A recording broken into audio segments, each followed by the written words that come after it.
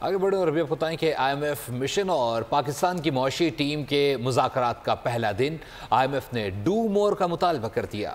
Real estate sector, manufacturer شعبے اور retailers پر tax لگانے کا مطالبہ کر دیا۔ پاکستانی حکام سے ملاقات میں IMF وفد نے فرٹیلائزر پلانٹس کو سستی گیس فراہمی پر تشویش کا اظہار کیا۔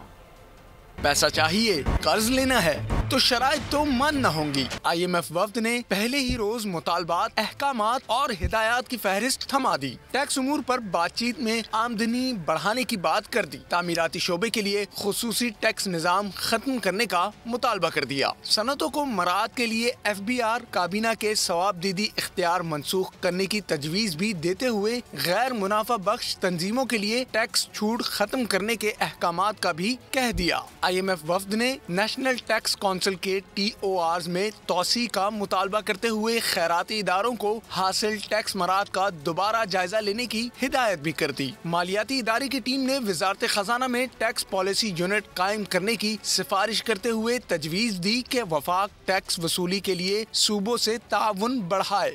BISP حکام نے مہمان وفد کو بریفنگ میں بتایا ادائیگی کا نیا نظام متعارف کرایا گیا ہے۔ نئے بینکنگ ماڈل سے سالانہ 2 ارب بچت ہوگی۔ سبسکرائب کریں اور بیل دبائیں تاکہ کوئی خبر رہ نہ جائے۔